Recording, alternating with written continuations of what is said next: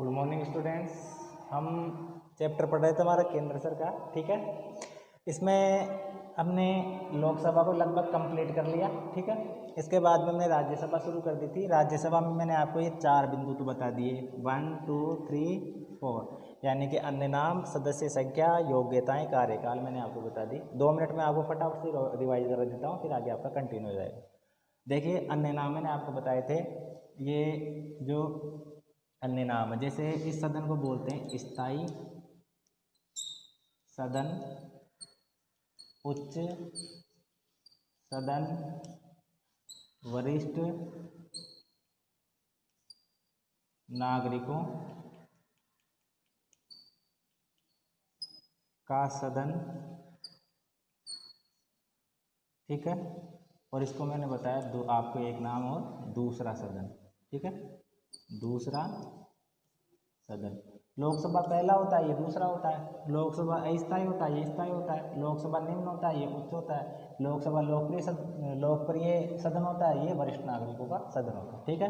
ये तो हो गए इसके अन्य नाम, सिंपल आप समझते चलो। सदस्य संख्या मैंने आपको बताई थी, टोटल सदस्य संख्या 250 हो सकती है, ये अधिकतम है। 250 अधिकतम हो सकती है। बात करें वर्तमान की, 245। वर्तमान में कितने हैं? 245 है। ये जो वर्तमान में सदस्य हैं 245। देखिए 233 तो क्या होते हैं? निर्वाचित। 12 क्या होते हैं? मनोनीत, ठीक है।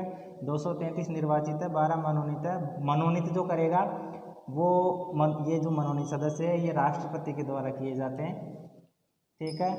कला, संगीत, साहित्य, विज्ञान, इनमें जो उत्कृष्ट स्थान रखते हैं उन लोगों में से 12 सदस्यों को राष्ट्रपति राज्यसभा में मनोनीत करता है, ठीक है। तो ये सदस्य संख्या मैंने आपको बता दी थी। इसके बाद में योग्यताएं, लोकसभा राज्यसभा की योग्यताएं सेम होती है, केवल एक अंतर पाया जाता है, ठीक है, वो आयु का, ठीक है। लोकसभा में आयु 25 वर्ष थी, वही राज्यसभा की बात करेंगे तो न्यूनतम आयु होती है 30 वर्ष। राज्यसभा की न्यूनतम आयु कितनी होती है? 30 वर्ष होती है, ठीक है। अधिकतम कितनी भी हो सकती है ये आप जानते ही हो। कार्यकाल मैंने बताया था आपको, कार्यकाल लोकसभा का तो सामान्यतः 5 वर्ष का होता है, क्योंकि वो अस्थायी सदन है। लेकिन यहाँ पर ये स्थायी सदन है, इसका मतलब ये है कि ये तो हमेशा ही रहेगा ना, तो इसका कार्यकाल कहाँ हुआ? इसका कार्यकाल तो होता ही नहीं सदन का। सदन का कार्यकाल नहीं होता, सदन के सदस्यों का कार्यकाल होता है। सदन के सदस्यों का कार्यकाल होता है, वो मैं आपको बताता हूँ, 6 वर्ष का होता है। सदन के सदस्यों का कार्यकाल 6 वर्ष का होता है। इसमें क्या होता है, एक कंडीशन होती है, प्रति 2 वर्ष बाद में, प्रति 2 वर्ष बाद, प्रति 2 वर्ष बाद क्या होता है, 1/3 सदस्य सेवानिवृत्त हो जाते हैं, यानी कि रिटायर हो जाते हैं, अपने पद से मुक्त हो जाते हैं। फिर उनके स्थान पर जितने सदस्य रिटायर हुए ना उतने, यानी कि 1/3 रिटायर हुए तो 1/3 दूसरे नए चुने जाएंगे। तो ऐसे क्या है, हर 2 वर्ष में आदमी क्या होता है कि इनकी एक तरीके से सेवानिवृत्ति हो जाती है, इनके स्थान पर दूसरे आ जाते हैं। इस तरीके से इनका कार्यकाल चलता है। अब आज हम स्टार्ट करने जा रहे हैं निर्वाचन, यानी कि निर्वाचन प्रणाली क्या है, इसका जो निर्वाचन है वो निर्वाचन किस प्रकार से होगा, ठीक है। देखिए, सिंपल तरीके से देखना है, आराम आराम से। निर्वाचन प्रणाली पढ़ रहे हैं आज, तो निर्वाचन प्रणाली पढ़ रहे हैं, ये है निर्वाचन प्रणाली, ठीक है। निर्वाचन प्रणाली देखिए, ये जो राज्यसभा है, इस राज्यसभा के सदस्यों का जो निर्वाचन किया जाता है ना, वो किया जाता है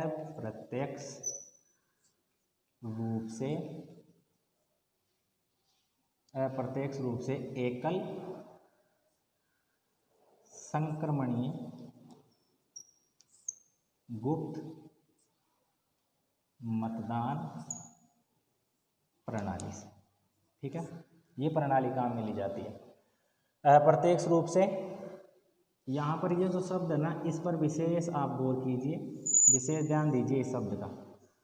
लोकसभा जब मैंने आपको लोकसभा पढ़ाई थी, उस टाइम पे मैंने यहाँ पे अप्रत्यक्ष नहीं लिखा था, यहाँ पर लिखा था प्रत्यक्ष रूप से, यानी कि जो लोकसभा के सदस्य होते हैं उनका जो निर्वाचन होता है वो प्रत्यक्ष रूप से होता है। लेकिन अगर हम बात करते हैं हमारे राज्यसभा की, तो इस राज्यसभा का जो निर्वाचन होता है वो अप्रत्यक्ष रूप से होता है, यानी कि इनके सदस्यों का जो निर्वाचन है वो जनता डायरेक्ट नहीं करती, इसलिए इसको अप्रत्यक्ष कहते हैं।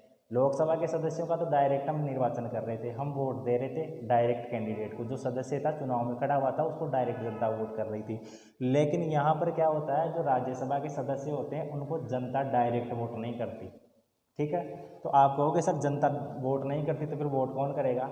देखिए हम क्या करते हैं, राज्य सरकार में विधानसभाओं के सदस्यों को वोट देते हैं, ठीक है।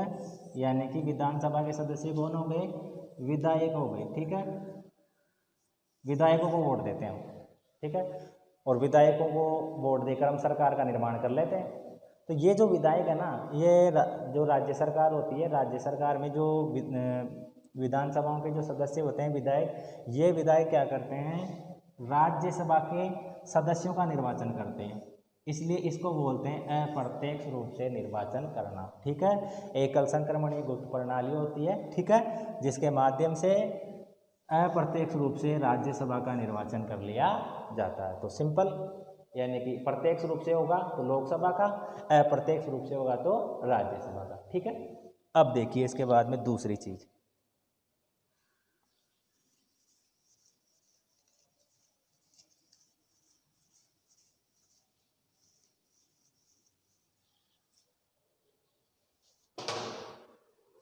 देखिए ये दूसरा अगला जो टॉपिक है अपना अधिवेशन। अधिवेशन आपको मैंने बताया था, लोकसभा का अधिवेशन सेम टू सेम है, कोई भी अंतर नहीं है। जैसा लोकसभा का अधिवेशन होगा वही राज्यसभा का अधिवेशन होगा। आपको मैंने बताया था राष्ट्रपति अधिवेशन को बुलाता है, ठीक है। बुलाने का, स्थगित करने का काम कौन करता है, राष्ट्रपति करता है, ठीक है। भारत का राष्ट्रपति राज्यसभा की जो बैठकें होती है उनको बुलाता है और उनको स्थगित करता है। लेकिन जो प्रथम जैसे सत्र चलता है, जैसे 3 सत्र होते हैं, एक होता है बजट सत्र, दूसरा मानसूनी सत्र, इसको अपन ग्रीष्मकालीन भी कहते हैं ना, ग्रीष्मकालीन, ठीक है। और तीसरा होता है शीतकालीन। ये 3 सत्र होते हैं। अब देखो जो डेली बैठ के होगी ना, उनको तो जो उपराष्ट्रपति है, जो राज्यसभा के अध्यक्ष के रूप में, पदेन सभापति के रूप में काम करता है, वो उनको निर्वहन करेगा। लेकिन बुलाने का काम कौन करेगा, राष्ट्रपति बुलाएगा, स्थगित भी राष्ट्रपति करेगा, ठीक है। अब इसमें क्या होता है, एक नियम है, आपको मैंने लोकसभा में बताया था कि 2 बैठकों के मध्य 6 माह से ज़्यादा का अंतर नहीं होना चाहिए। ये बात विशेष ध्यान रखने वाली है। 2 बैठकें हो रही है तो 2 बैठकों के मध्य 6 महीने से ज़्यादा का अंतर नहीं होना चाहिए। जैसे आज बैठक होगी तो अगली जो बैठक होगी वो 6 महीने के अंदर अंदर ही होगी, 6 महीने से ज़्यादा का समय नहीं होना चाहिए, ठीक है। तो ये सिंपल। इसके बाद में देखिए आप तीसरा पॉइंट, अगला 7वां पॉइंट अपना गणपूर्ति। गणपूर्ति किस तरीके से होती है, क्या होती है।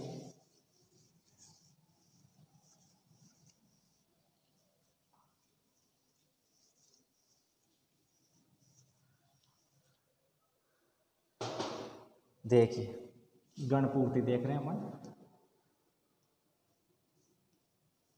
गणपूर्ति यानी कि राज्यसभा की बैठक के लिए गणपूर्ति क्या रखी गई है, यानी कि अनिवार्य सदस्य कितने होने चाहिए। जब बैठक होगी तो उसके लिए न्यूनतम सदस्य कितने होने आवश्यक है, तो इसको अपन बोलते हैं गणपूर्ति। तो गणपूर्ति होती है, वो होती है 1/10 सदस्य,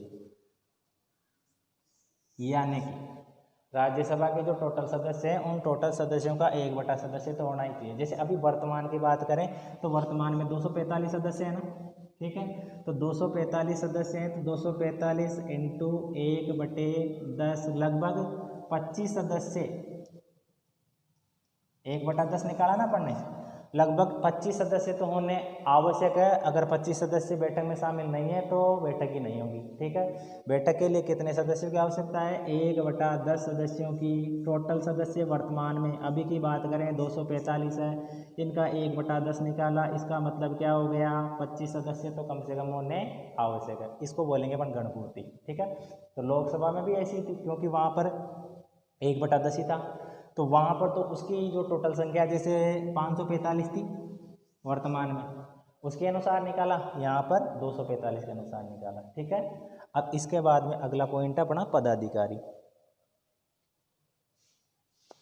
तो पदाधिकारी होते हैं वो क्या होते हैं, किस तरीके से कार्य करते हैं। ठीक है,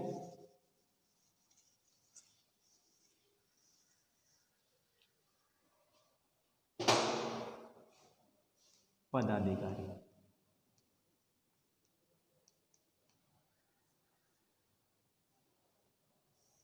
देख, जो राज्यसभा के पदाधिकारी है ना, वो देखो एक तो होता है सभापति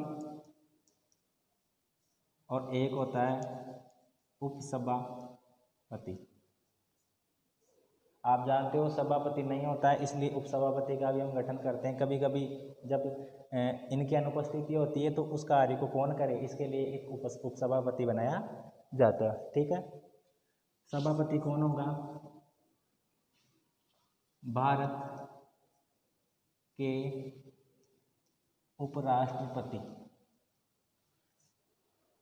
पदेन सभापति होते हैं, पदेन सभापति होते हैं। इसका मतलब क्या हुआ कि भारत की जो उपराष्ट्रपति की पोस्ट है, भारत के जो उपराष्ट्रपति हैं वो पदेन सभापति होते हैं। यानी कि जो भी व्यक्ति उपराष्ट्रपति पद पर रहेगा ना, वही राज्यसभा का सभापति रहेगा। यानी कि वो पोस्ट ही क्या है इसकी, सभापति। ठीक है, दूसरी बात, उपसभापति का तो चयन किया जाएगा ना, तो ये एक चयनित पद है, चयन करेंगे।